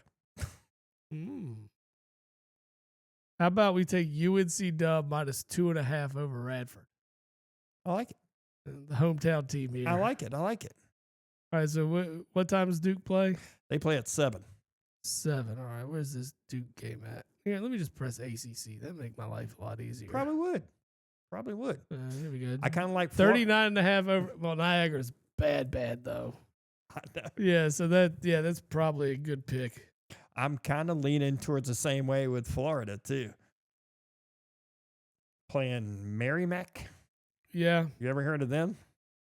Damn, Florida's not even on the schedule because it's only for today. They're tomorrow, aren't they? Is that tomorrow? No, I found it. 38.5 over Merrimack. All right, let's do it. Where the hell is Merrimack? Never even heard of that school. I don't know. Look it up. I bet it's near Great Lake. That's my guess. Where is the University of Merrimack at? Trying to see where they play their home games. That's going to tell me. I'm really trying hard not to take Jackson State plus 29.5. I'm not opposed to Let's it. do it. You know me. I like especially if you see a team struggling like that. Yeah. Jackson State plus 29.5. Let's do it. Merrimack must be somewhere in Philly Really? I've never heard of it. because is Hofstra? Hofstra's in Philly. Isn't in Philly, is it? Oh, hang on. That's a special tournament. I'm trying to find one of their home games. Merrimack College is in Massachusetts. Yeah. All right. Yep. North Andover, Mass. Yeah. Yep. I got it. That's why I was trying to find their home game. Yeah, they're going to get smoked by Florida. Yeah, I agree. I believe that is a fair assessment. Let's see who else. Purdue and Texas Tech tonight at 9:30. That's number 1 versus 15. Purdue's a 3.5-point favorite on the road. It might be a tournament. I don't know. Texas Tech is considered the home team. I'll tell you, if it's a neutral site, then Texas Tech can't be the home team. Yeah. Well, it doesn't say if it's a neutral site or not. I'm looking to see where they're playing. They're in the Bahamas. So it is a neutral site. Purdue all day. I like it. I likes it. We got 5 on here. I think that's the 5 we got. UNC Dub, Duke, Florida, Jackson State, and Purdue. Yeah, I'm good with that. Oh, the game I told you that we should have taken UConn to cover, I think it was like 57.5. They won 110-47. Damn. At one point, the score was 50-something to 7. Wow. End of the first quarter was 64-17. Oh, smoke. There's the 50 set. There's what Wow. Yeah, I would have felt really comfortable about that at halftime. I tried to tell you, you wouldn't listen to me. I know, but you're like that's just too much. It is so much though, right? Because like in these games, sometimes you'll see that they still evaluate players and sets and things like that. So they I get it. run a lot of different stuff you normally wouldn't want to run just to see how it works and if the team has picked it up yet. Yeah, but that's one So- of those you're just going to out talent. Yeah, I agree. Although Arkansas should be out talenting the teams they're playing right now, they're not. Yeah. Yeah. Yeah, the Purdue game might be on my TV tonight. Was that? I said the Purdue game might be on my TV tonight. Yeah. I know you're probably going to be watching the Kentucky game. Well, but, yeah. But you should check out Cam Boozer. Yeah, I might swap over during halftime or something to see if I can get a little bit at it right Dude, there. So I don't like seeing a Duke guy be that good, but yeah, I get it. he's fucking good, dude. God, fucking hurts my feelings. Just think if Cooper Flagg hadn't reclassified. Yeah. It'd be Cooper Flagg and the Boozers. Do you think they all three would have gone to Duke though? They were all committed before. And Cooper reclassified so he could come in last year instead of this year. Oh, they were all committed for the same year before. Okay. Yeah. Like the Boozers have been committed to Duke since since birth. Since Boozer was already there. Yeah. Yeah. But I mean, yeah. But like Cooper Flagg was real close to going to UConn at one point too. So He was close. And then he ended up and then he declared what really got him on the map was a tournament he played in against those guys, and he ate them up. Gotcha. He has not been eating in the NBA at all. No, but his buddy Con Knipple is. Yes, he is. He's playing well. Yeah. But Dallas sucks. Well, you don't have Anthony Davis out there. Which you never have Anthony Davis out there. So yeah, you gotta wait a little bit. I mean, you really want to be honest. Fucking the Lakers fleeced them. Oh, 100%. Fleeced them. Because you essentially got rid of a guy that can't stay healthy, who, when healthy, is a very good player. But in the NBA, you got to be better than 35 games a year. No, you got to be 60 plus. Yeah. Yeah. Paying a guy comes back to Embiid. Yeah. You're paying him you guys have paid him $250 million to not play. Exactly. Which is just crazy to me. You know what's not crazy? Big Fork Brands. They are not. That is 100% crazy good.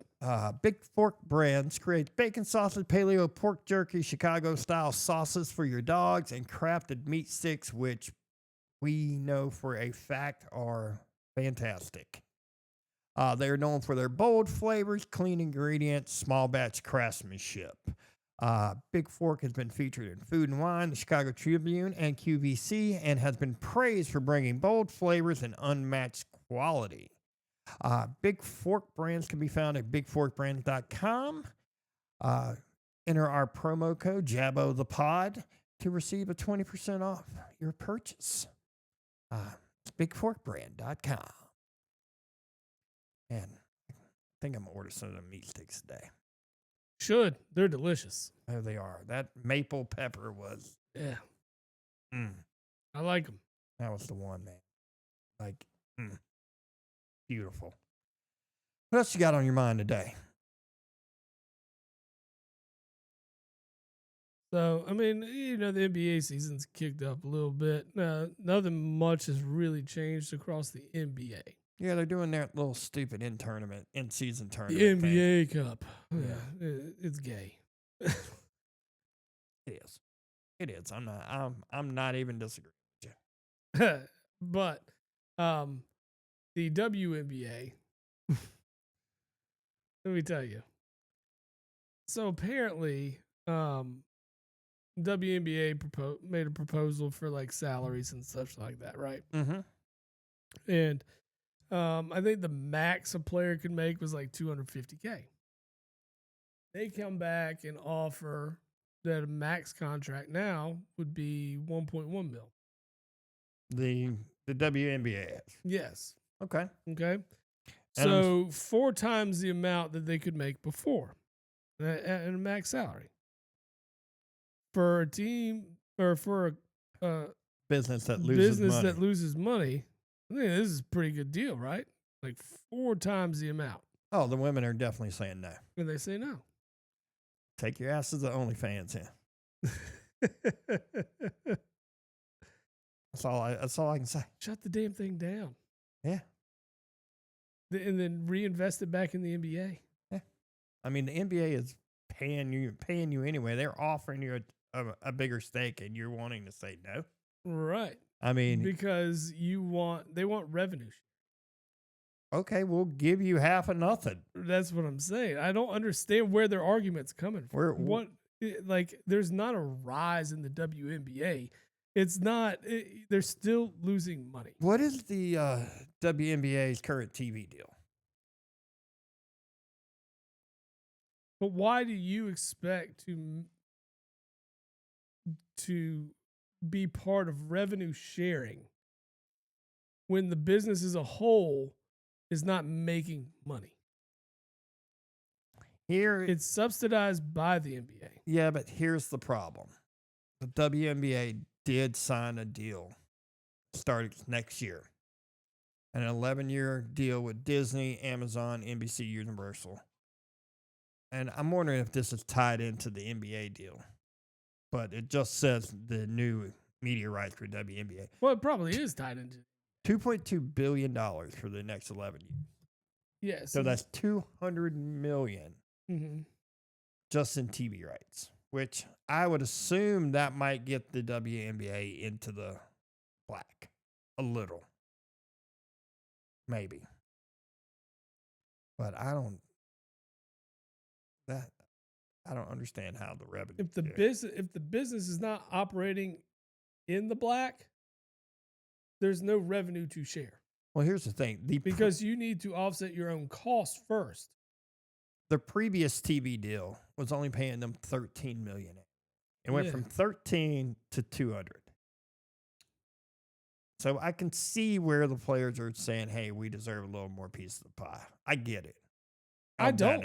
I really don't, because the thing is, you need to operate on a profit first. Well, there's teams out there that I'm willing to bet are making profits. Like, I have no doubt Indiana is.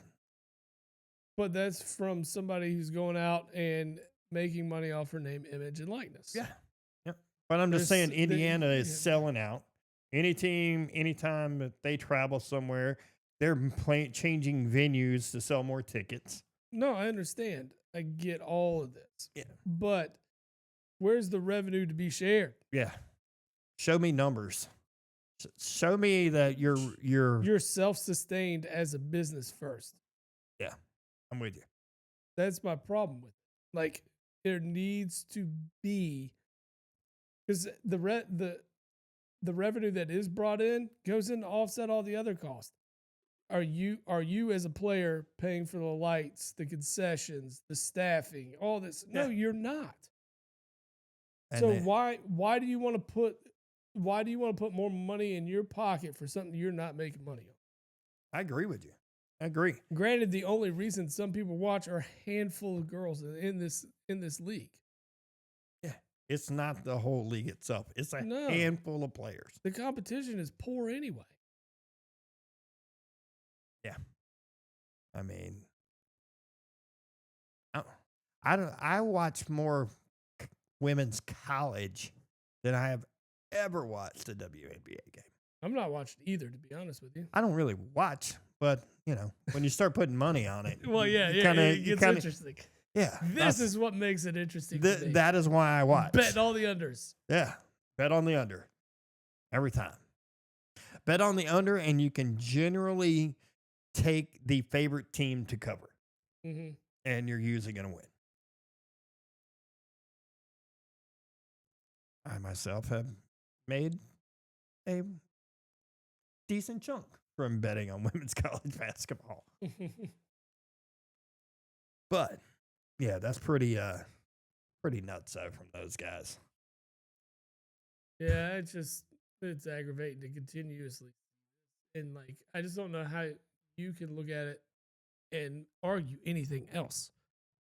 There's just nothing to argue because the business takes whatever revenue they get to put back into the business. And they still need to go to the NBA and say, hey, we need money to Yeah. offset these costs.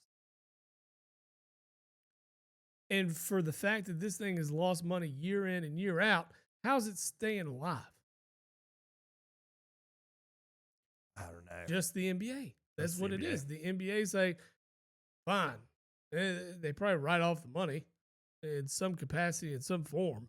I want to know who paid for the "Pay Us What You Owe Us" shirts. Probably not the players. Don't make enough. $250K max. Oh, God, it's awful. Well, like To play a game for a living. well, like I know the biggest part of it is they were talking about Caitlin Clark rookie deal. Like, was only paying her like $75,000. Yeah. That's it.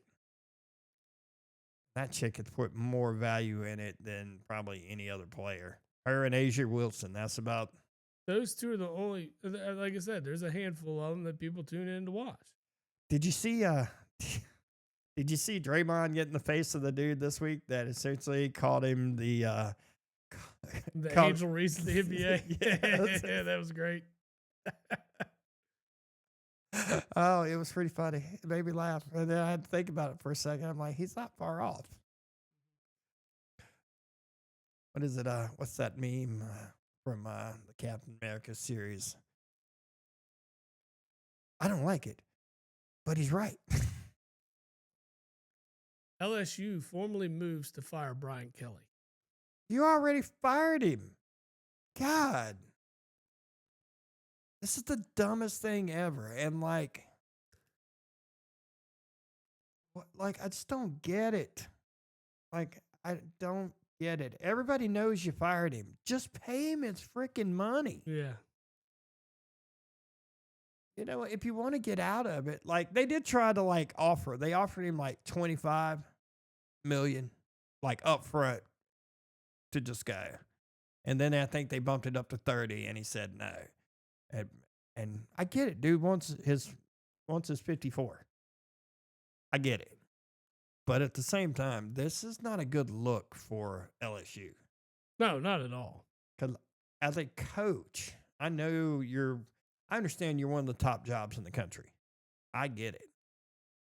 But I'm not coming there if you're trying to do this to Brian Kelly. I mean, they knew what they were getting from Brian Kelly. They knew.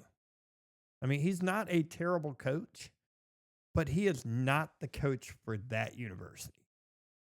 Good on them for taking the swing and trying. But Well, I mean, LSU saying they never claimed that they filed for or they fired Brian Kelly for cause. And they even came back and said like that termination was due to the team's performance and not for cause. The only thing is that Brian Kelly had rejected lump sum offers of $25 million and 30 million. Yeah. And they don't want to pay him. They just don't want to pay him $54 million. But I'm sorry, if this thing goes to court, they're going to pay him the $54 million. And then they're going to be paying even more money because if it goes to court, technically they have to pay his court fees. Mm-hmm. And I got to imagine that ain't going to be cheap either. No, so you just need to. You made the call to fire the guy. Pony it up. Pony it up. Or you should have looked at the terms of the contract to see if the buyout went down after this. And then keep him around for the remainder of the year. Why fire him in the middle of the year? Man, did I read somewhere that Dabo Arkansas talked to Dabo? I see something like that somewhere. Which, I mean, I don't think he's going anywhere. No. But I don't think he's going to be there another 10 years, though. I just don't see Dabo going anywhere else. I feel like I see. If I was Dabo, I would make them fire me. Well, yeah, I get that. But what I'm saying is, like, as Dabo, I think Dabo wants out of coaching, period. He doesn't like the landscape of recruiting and everything. I get it. He doesn't like to use the transfer portal and all that. Like, he doesn't want his players transferring. He's got a lot of rules and You and he's like got to just adapt. guidelines. Yeah, he's refusing to adapt to what makes everybody else successful right now, and and I mean it is the new way. Yeah. And if you're not willing to adapt, then this is what you're going to get. And I mean the Clemson product, where there was high hopes at the beginning of the year, fell flat of them. So if he's not willing to adapt, which I don't think he really is, because has stood firm on this for so long. Big Granted, he time did firm. dance in the portal this year, but I think the whole NIL and the transfer portal is overwhelming his beliefs. Yeah. I get it. And what he believes the college football should be. And I feel like he's on his way out at some point He is. from coaching college football in general. Now that doesn't take him away from moving up and trying his hand to the professional level and maybe getting a coordinating job or something like that. I don't think he would do that. I think he goes to Retirement. I don't know. He says he's not done coaching. He says, but I'm not sold on that yet. Let's talk something else real quick. College football, if you got a second, and I want your opinion about this. Yeah, because it looks like we're going to hit where this is going to happen. We're going to end up with Notre Dame and Miami with the same record, battling for essentially a playoff spot. Mm-hmm. How do you put in Notre Dame over Miami? Even though I will admit Notre Dame has looked a lot better than Miami has. But head-to-head is what matters, right? Like that has to be I think that's the first thing you look at. That's what I would do. I mean, honestly, you can't expect everybody to have watched every single second of every game. team Yeah. to say this team's better here because of this and this team's better because of this. I would put them in when you have a very simple head-to-head matchup right there in your face. Yep. That's the easy check. Next. Yeah. Don't need strength of schedule. Don't need anything else. Same record. And they played each other. Boom. Easy. Write it. Next. I'm with you too. That's what I'm saying. Because didn't you have this out there already? No one's gonna say, "Oh, well, Notre Dame should have got in." But where's your argument? There's nobody that's gonna stand back and be like, "Well, they played head to head."